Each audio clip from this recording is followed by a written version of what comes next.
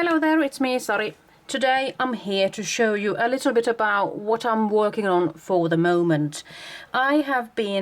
This summer I have been rather interested in learning more about stamping techniques and mostly masking techniques actually.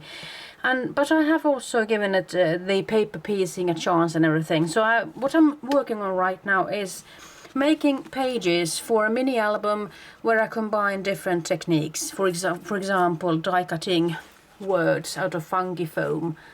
That is just fabulous. I mean, just the look of a die cut word out of funky foam. I mean, I love it, and especially the orange color here. I love it, love it, love it.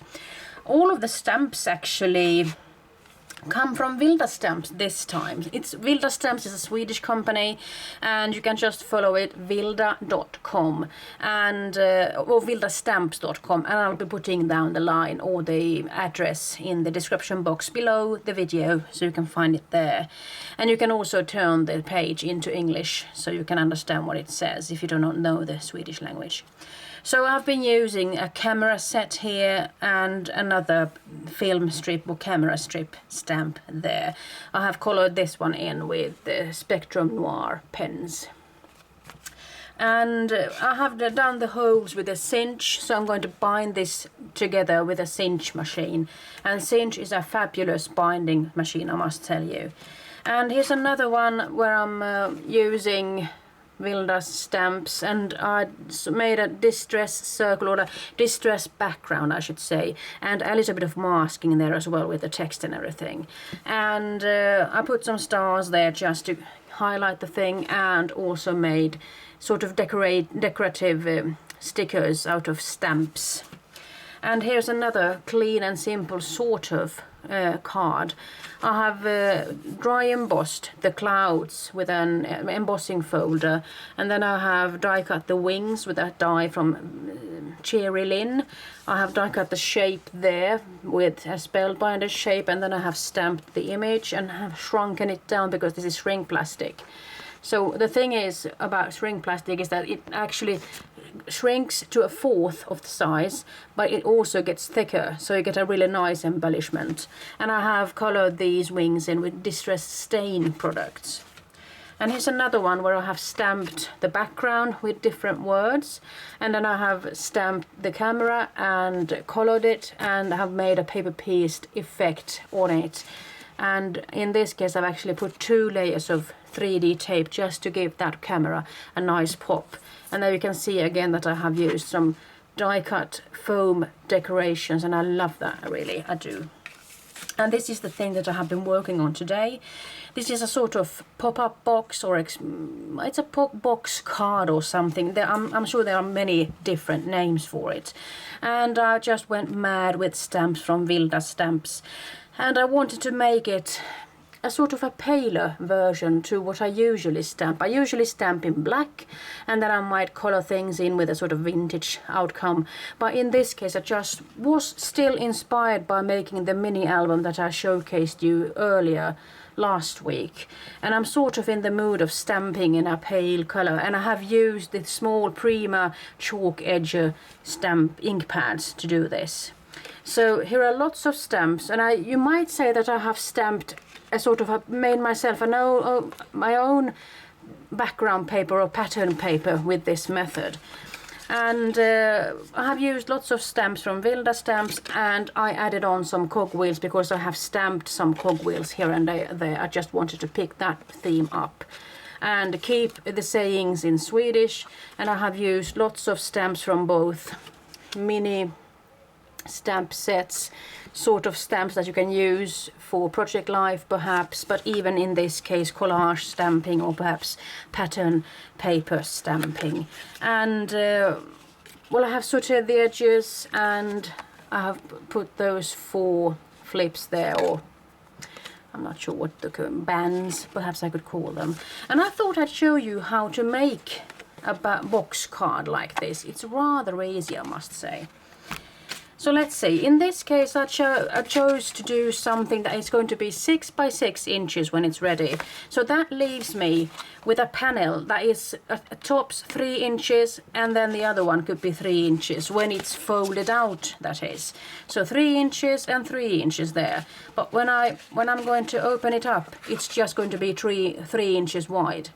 But when you are going to cut this piece of paper, in this case I did have a paper that was measured 12.5 inches. So in that case I could just make the 1/2 inch mark there. I scored it there, and then so actually I did it like this.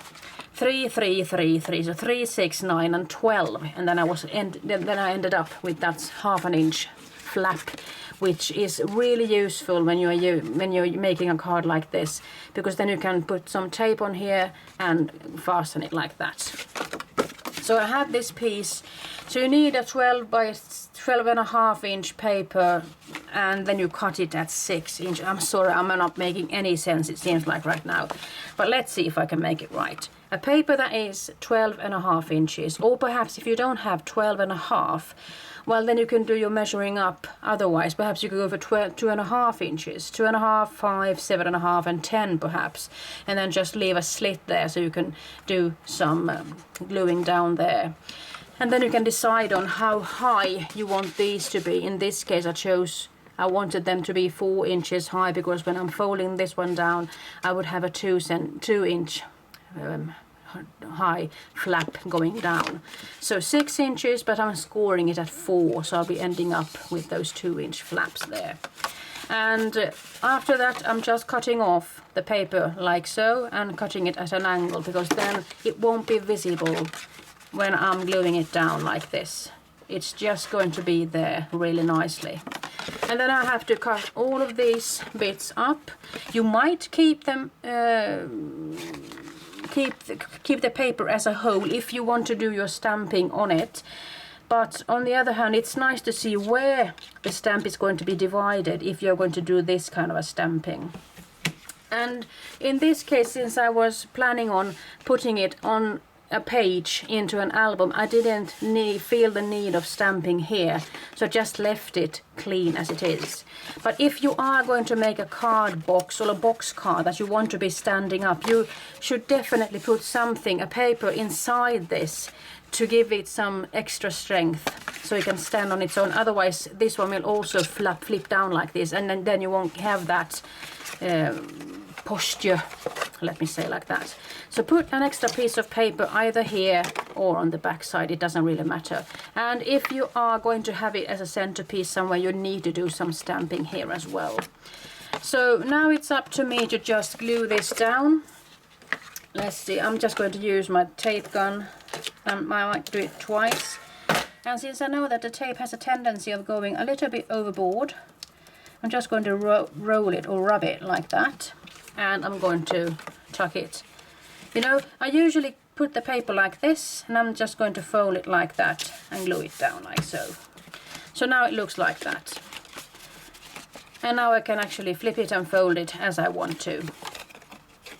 And when it comes to making those sort of bands that you can fasten things on, I chose to use the leftover pieces from that paper that I did the 3 inch and 3 inch and 3 inch scoring at. So I actually just took those and made these strips out of them, and I have made a sort of a Z fold for this, or an S fold depending on how you look at it. I'm just going to put the glue on this side on that one and on the other side on that one, and I'm just going to see where I can really make this work. I mean, you could make it a little bit shorter than 3 inches if you wanted to. Perhaps it will be a little bit easier to fold this box together. But I'm always trying to see if is it going to fold easily for me, or I can just shift it and make it go where it wants to go really. And I'm sure it's going to get stuck somewhere in the first place, but you just rub off any excess of tape that you got anywhere there. And I'm going to do the same thing with this one. Just remember to put the glue or the tape on opposite sides, so you don't put them on the same side, because then you won't get that S effect. And I'm going to twist it I'm going to put it there, push it like that, and then I'm going to do some folding. And this sort of shows me where it needs to be.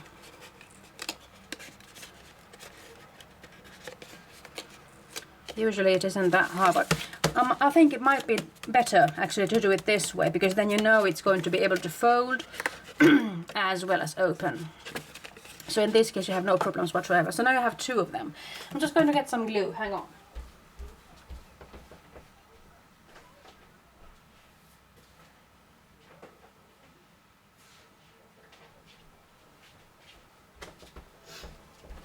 I have been using this small Glossy Accents glue bottle and I really love it. I mean, the nozzle is really fine and it doesn't clog up, touch wood. And so this far I have actually been fortunate enough it not gluing down.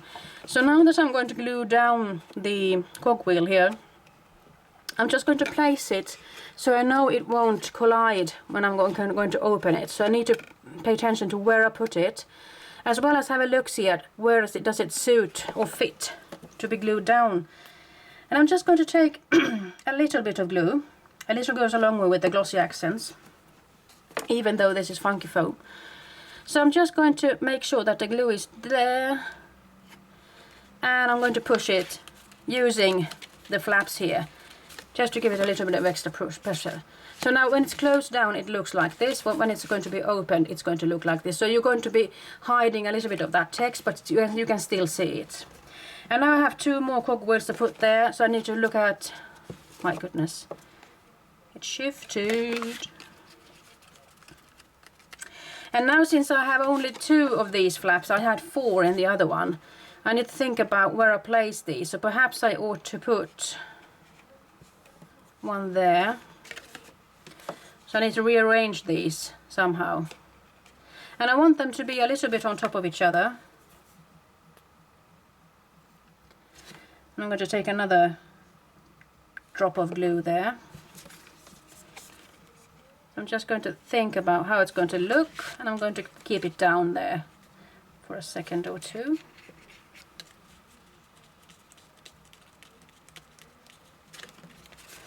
So now it looks like that. And I'm not sure if I can actually make this one work. Perhaps I ought to just put it there from the get-go on top of the other cogwheel.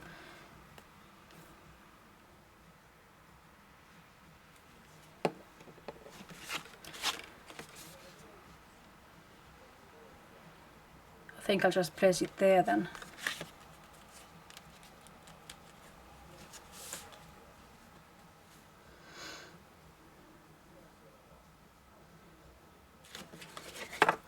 And then I've got a saying that says life is beautiful or wonderful, and I'm thinking I could actually place it here in the front.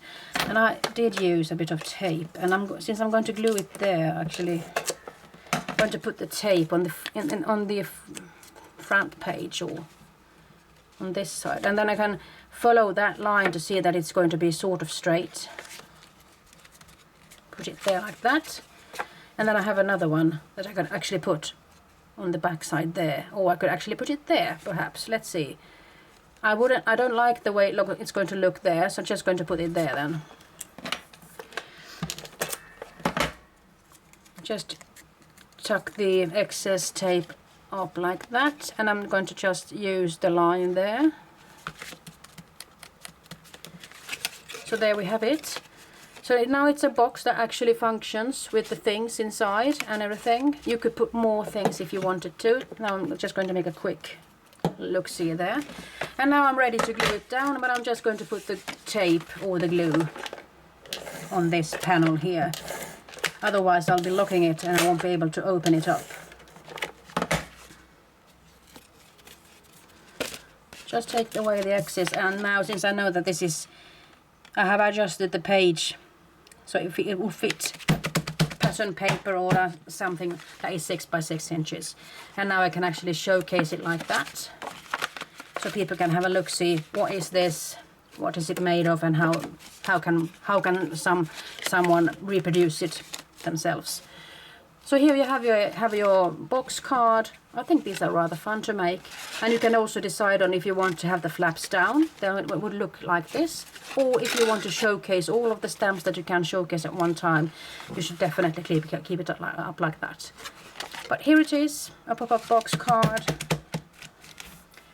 I'm going to sign off right now, and I hope to see you the next time again. Bye bye.